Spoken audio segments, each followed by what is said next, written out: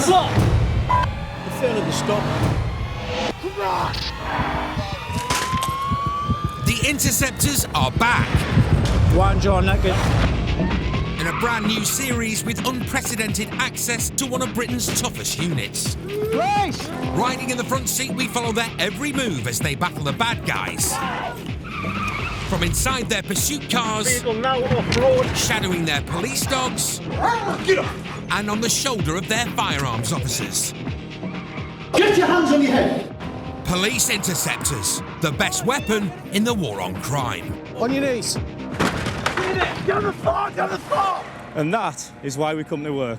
Coming up, armed officers hunt down a suspected gunman on the run. Still! You will be staying in nothing harm, do you understand? A battle to rescue a trapped driver. Some always collided with a lamppost and end up upside down. And the cops get a mouthful. Behave, man. Behave!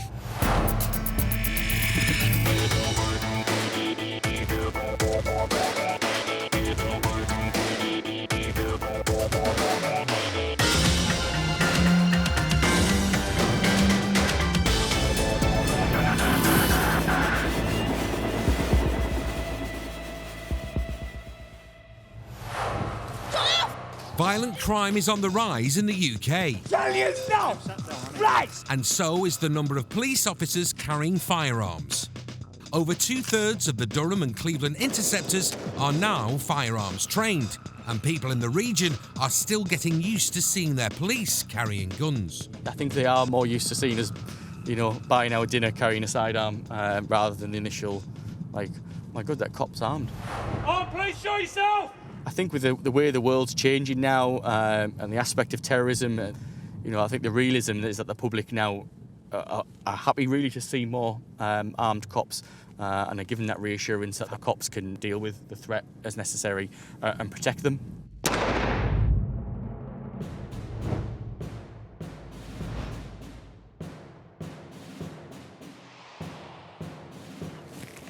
An ex-convict has allegedly threatened his probation officer with a gun and is now on the loose in Darlington town centre.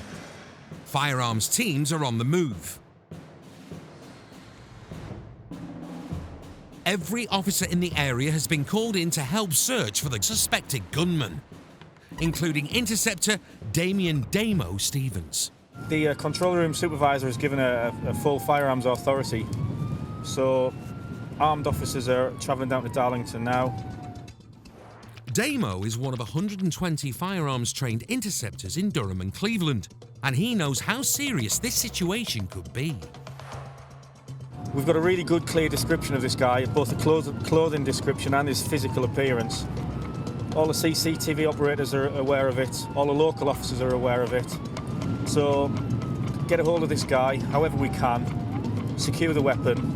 As Damo approaches Darlington town centre, he receives a call about a possible sighting of the man. Yeah, boss, that's intercepted. I don't know if Mike 14 is in a position to head towards the hotel in Darlington. That's one of his places for Quentin from his big man. It's great, that's exactly where we are now. Can you just give us the description again, please? Brown leather jacket, dark jeans, approximately 6'1". He's got scruffy green hair on the top and a dark beard, which is also gun grey. That's received. I'm unmarked, Cheryl. I'll take up a static with a view of that hotel. That's all received.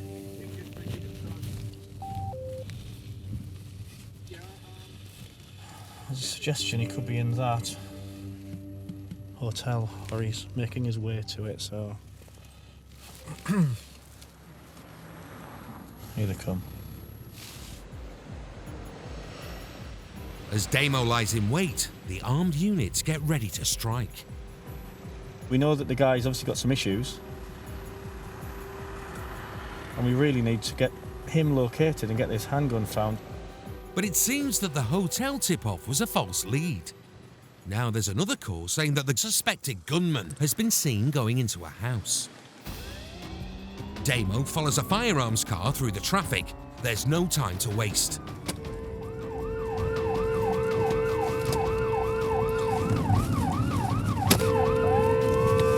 Unbelievable.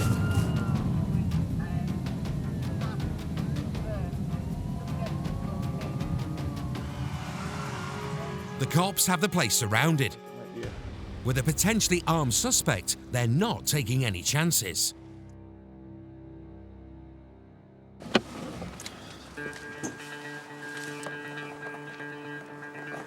can see I've armed up as well.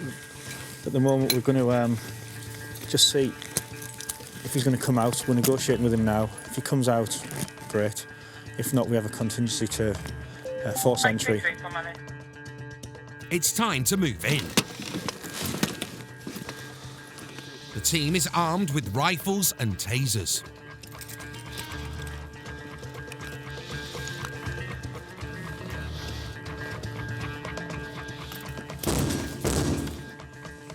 Mr. Police, can you hear me?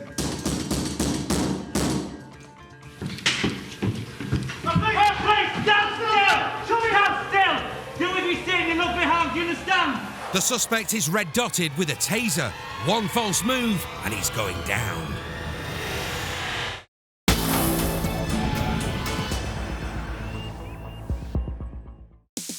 Armed interceptors have been on the tail of a suspected gunman. After searching Darlington town centre, they tracked him down to a flat. Stand still! Show me hands still! Now they have him surrounded and red dotted with a taser. Do what you say, you're not be harmed, do you understand? Walk towards us now. Get your hands on your head. Get your hands on your head. Walk towards us now. Walk towards us now. Yeah, mate. Come All right. here. Face that wall. Silver from bombs. Contact warehouse. Get on your knees. Get down on your knees. Get down on your knees now.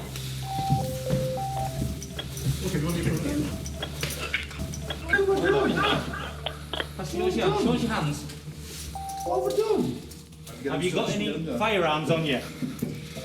Don't like me now. Have you got any firearms on you? I've got a bearing gun. Right, okay.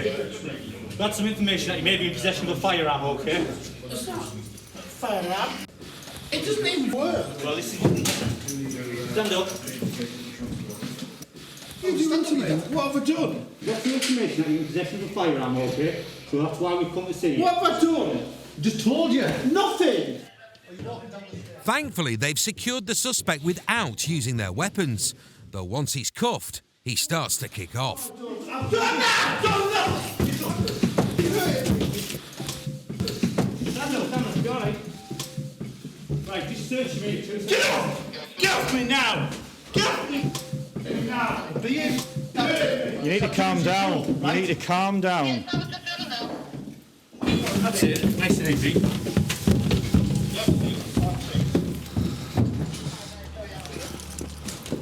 Will you calm down? Calm down. No! I won't calm down, Wally. Handling me like he is. He's handling you correctly. Calm No, down. he's not. No, he's not. No, you're not. Just get in the van, stop messing about. The suspect continues to struggle and complain, but eventually he's safe and secure in the back of the van. A potential gunman is off the streets.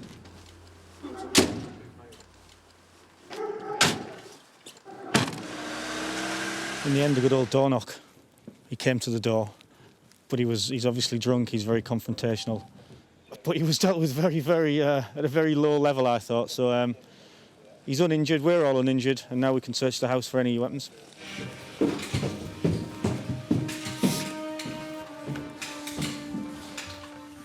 It doesn't take long to find what they were looking for. You got it. All right. We found something. So.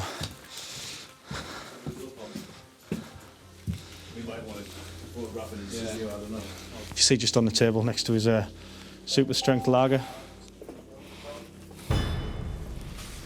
Handgun is playing view on the coffee table in front of the television. We've obviously not taken any steps to touch it or recover it at this stage of it. Yeah, it looks very similar to a Glock.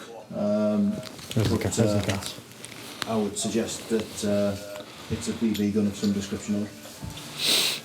If you walk along the street and he asked for your mobile and pointed at it, you'd give him your mobile, wouldn't you? It's a BB gun, still dangerous and easily mistaken for the real McCoy. He's got something resembling what he's alleged to have carried He's obviously been drinking and he's been watching, obviously, violent films. The gun will be out of circulation now, and it's just what he could have done with that. Worrying the neighbours, you know, he might have gone to the corner shop to buy more drink. The repercussions could have been really serious. Would you shoot someone who pointed that at you? You know, you'd ask the question. You know, what do you do? And that's the issue that firearms officers throughout the country and throughout the world all have is, if that's your belief at that moment, was that he was about to do some really serious harm, then we would have deployed something of this ilk, because we would have had to protect ourselves. The man was later convicted of a fray and sentenced to 18 months in prison. The gun was confiscated and later destroyed.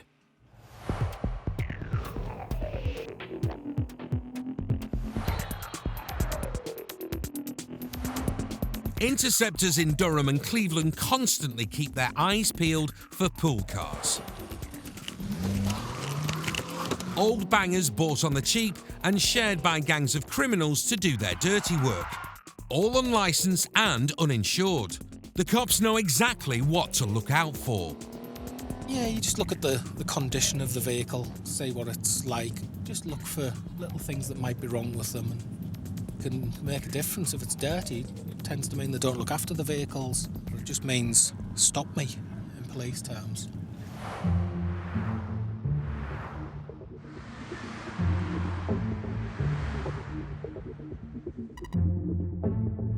It's just after midnight and Andy Lawson is on the lookout for a silver Clio whose driver made off from the cops earlier in the evening.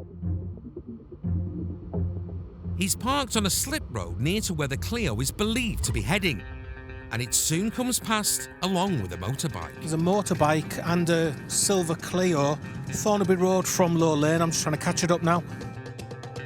Andy's behind the wheel of his favourite cop car tonight, the BMW 330D.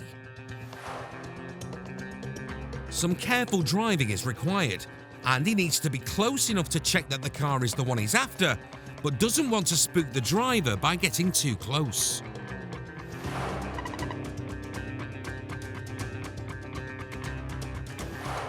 This is it. Yeah, behind it now. The car is still being accompanied by a motorbike. Andy decides it's best to wait to see what the convoy does next. Roger, the motorbike's been ridden, it's in front of me, and then I'm behind the Clio now. I haven't attempted to make it stop. They're showing no signs of wanting to stop. Must know I'm here 5-0. The driver's taking evasive action. It's time to pull him over. I'm going to have to light it up. Andy sticks on his blues and twos. The motorbike splits to the left, while Andy keeps on the Clio's tail.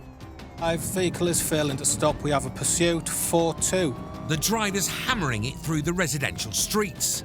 Thankfully, given the time of night, the roads and pavements are deserted. Heading towards Tedder Avenue, 3-0. The Clio's doing its best to get away, but advanced driver-trained Andy sticks to it like a limpet. Yes, left onto Eltham Crescent. 5-0, no other road users about. Speeding up to try and lose Andy, the Clio overcooks it at a T-junction.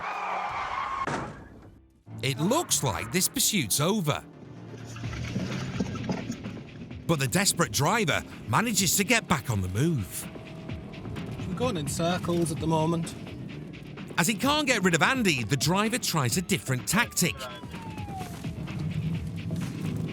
Mounting a pavement and going off-road. But he's driven into a dead end, so decides to leg it. Decamp.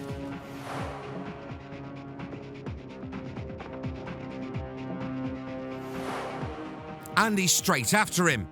The driver's gone down an alley and has a decent head start, and is soon lost in the maze of houses.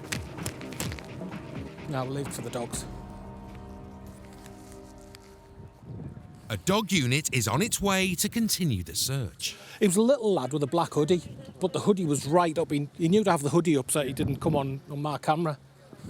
The lad's obviously crashed and run away. what we do, and I don't want to chase after him, we'll get a dog to try and get a track, see which way he went. Dog handler Darren Goby and his dog Ronnie get a scent from the crashed car and go off on the hunt. But the estate is deserted apart from two lads on their way home. Wait there for me for 5 minutes until I sort this out, right? I just don't want you spoiling any track I've got. All right. Good. When I first arrived at the car, the dogs picked up a very strong scent and followed it away, obviously this way. We've gotten to here, and it just might be the amount of police officers and foot traffic that's been around the area. It's just starting to get a little bit difficult for them. The trail's gone cold. It looks like the driver has got away, but at least they've stopped him from committing any more crime. But on the floor there's a hacksaw. There's also a set of bolt croppers, which ties in with the fact that they've just been out in Gisborough burgling. So good news is, might not have got him, but we've got a car off the road that's just been driving around causing havoc. This Clio's a classic pool car, or as the Interceptors call it, a community car. We class a community vehicle as what a group of criminals would use. They'll just pass it about amongst themselves to commit crime. If the police get behind them, they won't stop, and they'll just keep that vehicle until, like tonight, we take it off the road. Had it been during the day, I wouldn't have even chased it in this area. I would have just let it go. It's not worth it. I value other people's lives, whereas these people obviously don't. Another pool car bites the dust. It's taken to the police lockup to be examined by scenes of crimes officers. The hunt for the driver of the Clio continues.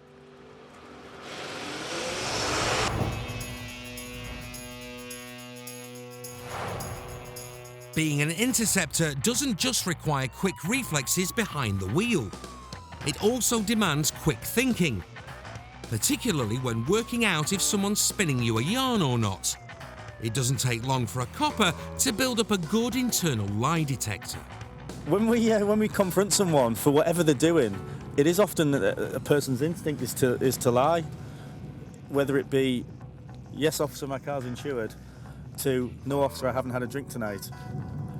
We're almost programmed to expect people to lie to us, and that sounds really cynical, but that's just how it is.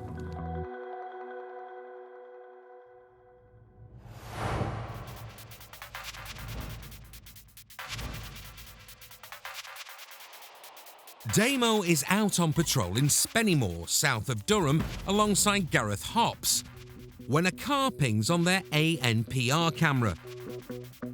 The information they've received is that the woman registered to drive it only has a provisional licence which has expired, so if it's her behind the wheel, she's breaking the law. Code 2 vehicle check, please. Could you run through as a DL, please? It's hit our ANPR as being an expired provisional licence holder. Yeah, DL shown expired provisional. What do you want me to find out? The police computer confirms the ANPR information. Now they need to see who's behind the wheel. Hopsy's going to have a chat with the driver. His favourite comedian is Russell Howard, and he's well used to dealing with jokers on the job. Rob, just stand by, mate. We're just stopping a possible provisional licence. Hopsy needs to find out if it actually is the registered driver with the expired provisional licence who is driving the car. What's your name, please? Is this your vehicle? No, your mother-in-law's vehicle? Brother. Brother-in-law's vehicle. All right, are you insured on driving this vehicle? No, I've got my insurance. Right. He passed his head in the opposite direction. He hit our ANPR cameras as potentially being someone called... My sister. It's your sister? Yeah. Is it all right if you just jump out a second? So, have you got any ID with you? No. Have you not? All right, just jump out and we'll do some inquiries. Is this Gareth, is it? No. All right. The driver says she isn't the car's owner with the expired licence, but is in fact her sister, though doesn't have any ID to prove it. Because for all we know, I've never met this who's apparently driving on an expired... Well, apparently she's driving around on an expired provisional licence, so all I know, you could be her and give me your sister's details. My sister doesn't drive, my twin sister does. They're twins. Right. And the twin sister drives, but my sister doesn't drive. Right. So if you could confirm your identity, if you had an ID card on you, that would be great, and we could kind of like leave it at that, but... We need to confirm that you are who you say you are before we can just kind of take what you're saying as gospel. You see what I'm saying? Without ID, Damo and Hopsy can't be sure if the woman is who she says she is, and Damo's spidey sense is tingling. The lady who got out of the car has no ID, nothing at all, but she's given a totally different name. Not quite enough to lock her up yet, but I'm wondering is there a way, Ross, you could send me a photograph from the DL, even via MMS to my phone? Technology is coming to the rescue. The station's sending a picture text of who the woman says she is so the boys can have a look. But it will be you and your, yeah. So what we're going to do now is we're going to get control room to send us a photograph from the driving licence of the lady who she says she is. That'll give us instantly yes, no for that text message. A minute later, the picture's in. And it's not good news for the driver. You're not. I did tell you I put weight on. Should we have it sent through as well? Say again? Should we get sent through? Go on then. The picture they've received could possibly be the driver, but Damo has a foolproof plan of how to be sure.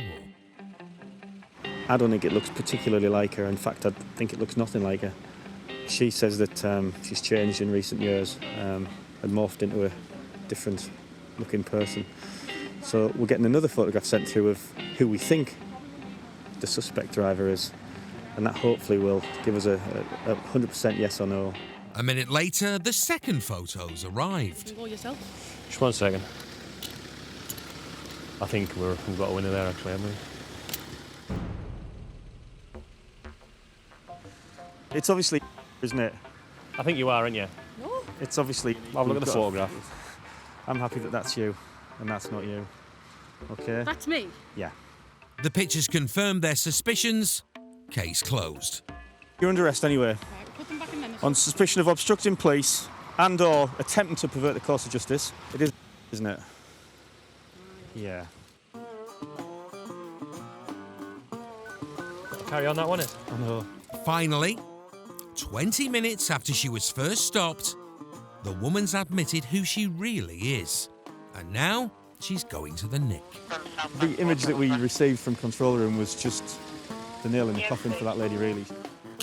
This dodgy driver's found out the hard way that the camera never lies. There you go. A passing family resemblance, I would go as far to say, but once the second one came through, it was pretty clear that it was the person we were thinking that she was. The woman later pleaded guilty to driving with no licence or insurance and was given 6 penalty points and fined £569. This lady would have got away without any charges or any penalty had we just taken her on face value, so it just shows that people might think we're suspicious all the time, but it's paid dividends in this case. Still to come, an early morning raid on a suspected drug dealer. And a driver fights for his life. Been very lucky indeed.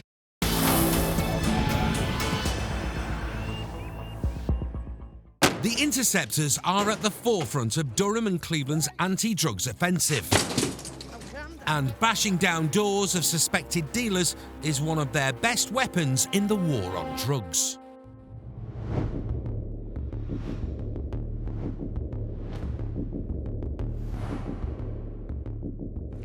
It's just after 1 a.m. and Sergeant Kev Salter is part of a 10-strong team on its way to carry out an early morning raid on the house of a suspected drug dealer. We do these types of drug jobs quite frequently. Intelligence that we get through Crime Stoppers and members of the public ringing the police about drug dealers and various things going on in their area, and this is us doing something about it. Kev's favourite part of being an interceptor is nicking criminals, and he's hoping to catch one sleeping on the job this morning.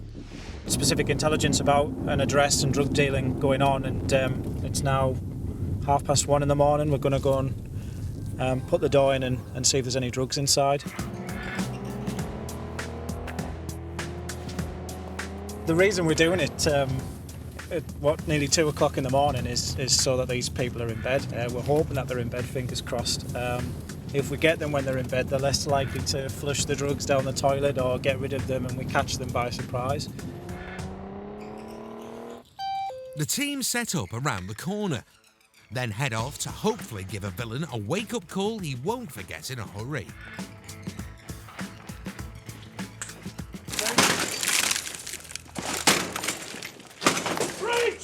Police!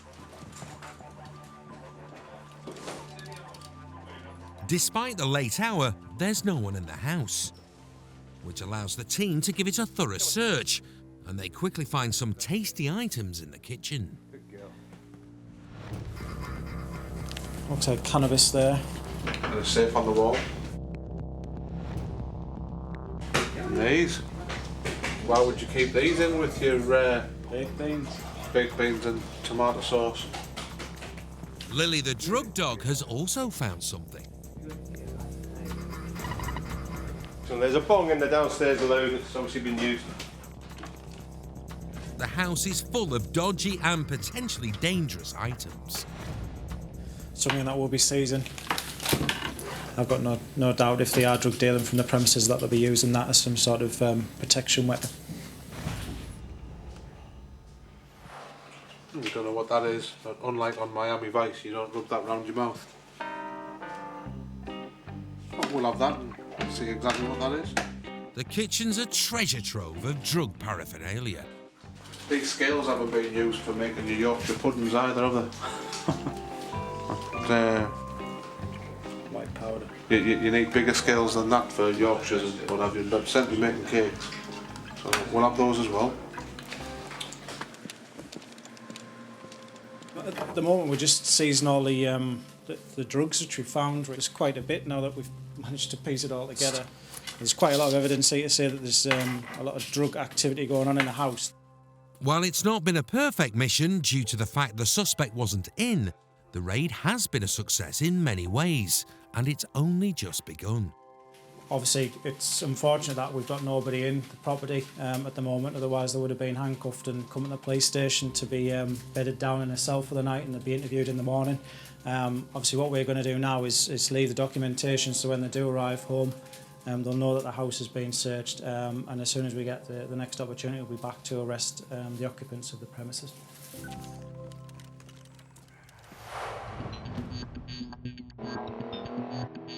Kev and the team visit the house a couple of times in the next few days, but the occupant seems to have found somewhere else to stay.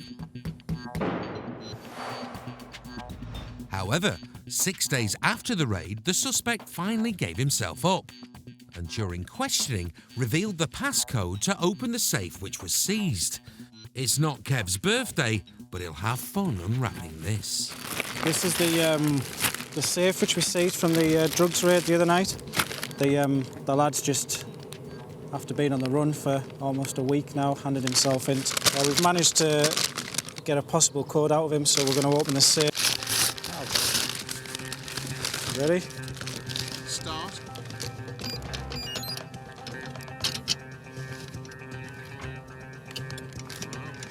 The safe contains pounds, euros, and some paperwork. What's quite interesting to read here is the suspect in his same safe has a meeting with the job centre where he's hoping to be employed in the future. But clearly he has quite enough pocket money to go away on holiday already.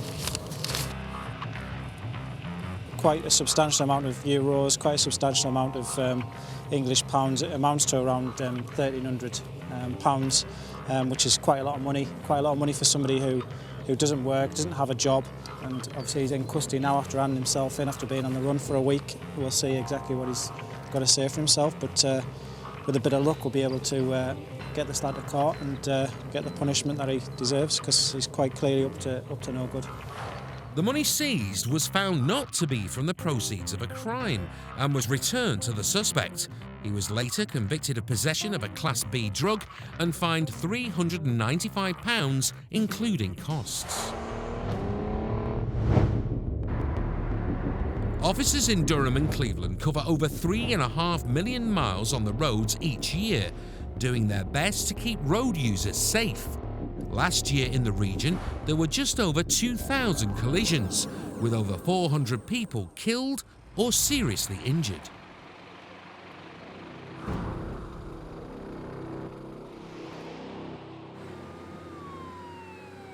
It's a bank holiday Monday evening, and Paul Jacko Jackson is on his way to an incident on the main road 10 miles south of Durham. We've got a report just come in of one vehicle road traffic accident in Midridge where a vehicle's rolled over, but the report's coming in is that somebody's trapped underneath the vehicle. Not trapped within, but trapped underneath, so potentially could be quite serious. We're a few miles away, but we'll travel just in case it's a bad one. Jacko is advanced driver and T-Pack trained, and he also has other skills, which means that it's important that he, in particular, gets to the scene quickly. So I'm a trained police medic, so if we happen to be first on scene before ambulance, we can render some immediate first aid. But if somebody's trapped underneath the vehicle, we're going to struggle as to what we can do. We'll need the fire brigade and the ambulance there. As he approaches the crash scene, an update comes in. Fire brigade and ambulance are on scene. We've been had details passed to the person he believes involved, and some of the officers on scene have made an early request for our accident unit, and we tend to only get the accident unit out if it's a particularly serious accident, so it doesn't sound great.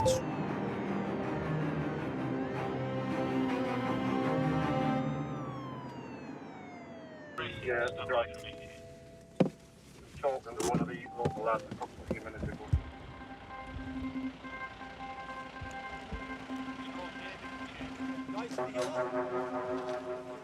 It's obvious from the off that this has been a serious smash. The silver Peugeot is on its roof in the middle of the road and the driver is still inside. The fire and ambulance teams are in control of the situation, so Jacko decides to start getting some information. Excuse me, has anybody here witnessed what's happened? No one seems to know exactly what's gone on, but that's not the priority for now. The fire and ambulance teams need to get the man out of the car quickly, but without causing him any more harm.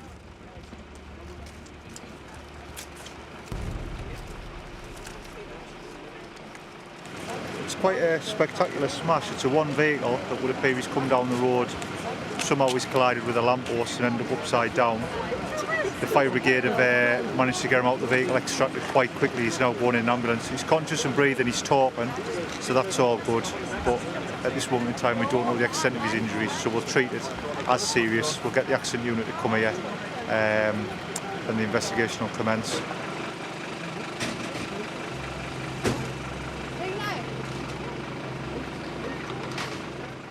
A woman and her family have turned up. She's heard it could be her son in the back of the ambulance. Hey, Mum. Yeah. Hiya. Have you seen him prior to the accident? No, I've just come. I've just got a phone call. Right, where's he been prior to coming here? Does anybody know? I haven't a clue. Has he been with anybody, or are you his cousin? Have you seen him prior to this? We've been out talking. He's supposed to be at work. Right. His girlfriend. Right, okay. Well, the fire brigade's getting him out the car very quickly. He's obviously going to be going to hospital. Yeah, so everything, yeah. they're just going to sort him out, get him comfortable first. They're probably going to give him some pain relief there because he's getting himself a bit stressed. But I'm sure you'll be on the ambulance when it goes to the hospital, okay? Right, but if you just let them do what they need to do, okay?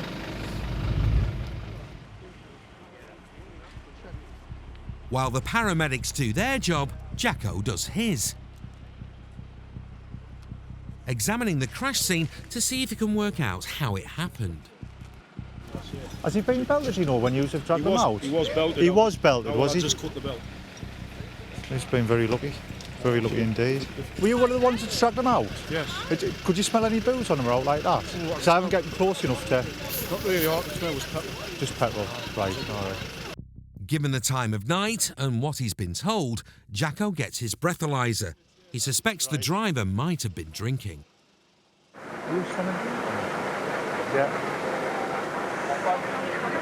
The picture's becoming clearer as to how the crash may have happened. Do you think I'll be able to get a specimen of breath off him? Do you think he'll be up there? Once he's been given the green light from the paramedics, Jacko goes in with the breathalyzer. because you've been involved in an accident, okay, there's certain things we've got to do. There's a long investigation to start, but one of the first things is I need to get a breath test off you. Are you willing to give it a go for us? That's right, I am. Lovely. Just tired. Have you had a drink at all today? Yeah. When was your last drink? About 9 o'clock. About 9 o'clock tonight. And have you had much? About 3 pints. Right. All I need you to do is take a nice deep breath and blow into this tube. I tell you to stop, okay? Deep. And blow. Keep going, keep going, keep going. That'll do, thank you. You've provided a positive breath test. The driver's blown almost twice the legal limit. That starts to paint a picture as to how this accident's potentially occurred if he's driving with alcohol in his system. The driver's taken off to a hospital in Middlesbrough. Over 1,000 people each year are seriously injured due to drink driving, and it's still not clear how badly he's been hurt. There is, though, some good news for the woman who thought it was her son in the car. It turns out she was mistaken. It's awful though, they really did look like him, because he's the same and everything. I don't know if you lot want to head off now, just to leave out the emergency services to it. That'd Would be you let us spot know if on. he's alright though, bless him? It's still awful, isn't it? Still Oh, definitely, definitely. So what about his parents though? Where are they going to We'll find sort out? all that out, yeah. Has anyone got Okay. As long as he's alright though, that's the main thing, isn't it? Tina, where's my phone? Isn't it still awful though? Because he looked this way and everything though. Horrible, that was it. Well, the accident unit says he's come round there, he's overcooked it, gone up the grass verge for quite a bit and then shot straight across. And that takes some snapping, does it? 6 gauge steel, that.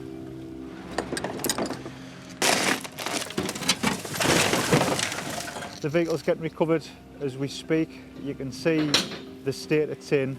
They say a picture speaks 1,000 words. I think this sums up why you shouldn't drink and drive. Failed the roadside breath test. Been incredibly selfish to drink and drive. He's crashed. He's lucky he's alive. Should he get out of hospital intact, he's chance to lose his driving licence as well. Potentially go to prison depending on where his alcohol levels come back as. But he's caused carnage. He's had 3 of the emergency services tied up for 2 hours. The road's been closed. Very selfish act. And if ever there's an example of why you shouldn't drink and drive, I'd say this is it. Even with the car recovered, there's still work to be done. Dream job. Join the police, they said. Make a difference, they said. Sweeping the roads. Still to come, a dispute over a car means one seriously angry driver.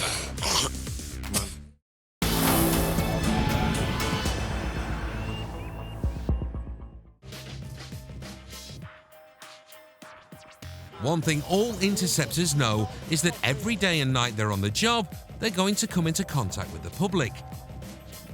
And while most people are pleasant and courteous in this part of northeast England, Yeah, no problem. some aren't quite so nice. Yes. And if so, it's best to grin and bear it. Support, the police! It's just after midnight, and Interceptors Kev Salter and Steve Brandt are on the lookout for a suspect car. The caller has also noted that if it is his brother that's in the vehicle. That's all received, thank you.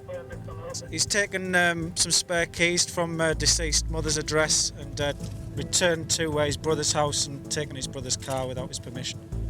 Some sort of family feud going on at the moment. This lad's got no licence, no insurance.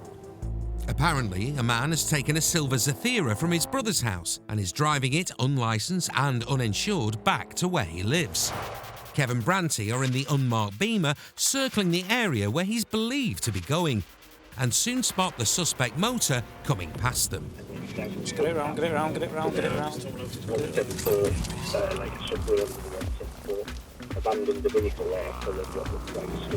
This is potentially the car up ahead. Silver Zafira's just gone past us, northbound 167 approaching Rushy Ford.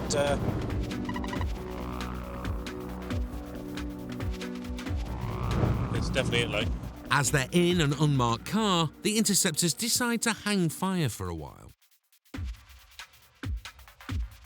We're just going to wait until the vehicle stops rather than putting the blue lights on. We're in an unmarked car. If we put the blue lights on now, he's going to fail to stop. If we get him when he stops, then we'll grab hold of him to prevent a pursuit from developing.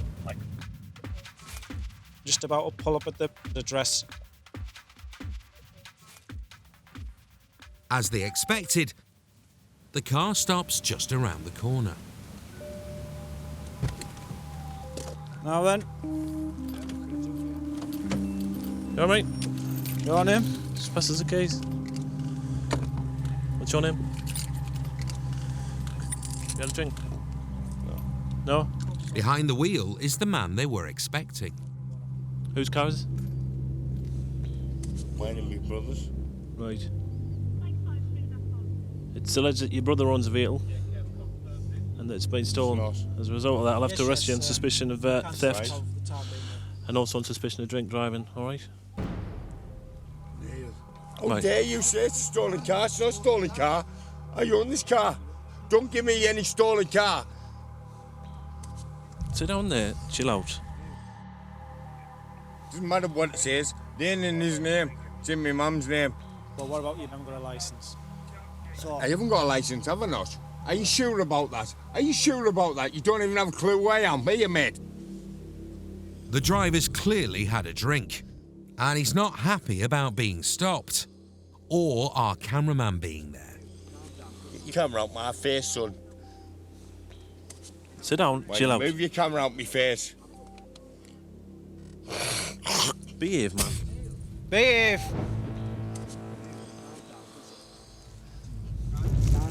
The driver's now going to be nicked, unlike the passenger who's allowed to go on his way. Are you prepared to do a roadside breath test or not? I'll take one down the station. Well, you're under arrest for failing to provide a roadside breath test as well. I'll take one down the station. No problem. Happy with that. But now we've got him detained. He's up and down at the moment. Hopefully he'll keep calm until we get him in custody. By the time the van arrives to take him away, the man seems to have cheered up a bit, despite facing at least one night in the cells. Back at Bishop Auckland Nick, the man was given a breath test, which he failed, adding drink driving to the charges he already faced. He's blew almost twice over the legal drink drive limit. It turns out he hasn't got a licence to drive, despite him protesting that he had. He's got no insurance to drive that vehicle, and he's just been arrested for assaulting the cameraman by spitting at him. You know, there's many instances I've dealt with in the past where people have spat at me, and to be honest, it's disgusting. It's one of my biggest hates, and I'd rather somebody lash out and punch me than spit at me. It's not a nice thing, and hopefully this gentleman will be punished for what he's done. He's locked up now for the night in the cells, and he'll be prosecuted at court for it. So, yeah, hopefully he gets what he deserves, and it'll teach him a lesson. The driver was later convicted of assault, drink driving and driving without a licence or insurance. He was banned from driving for 20 months and fined £465, including costs.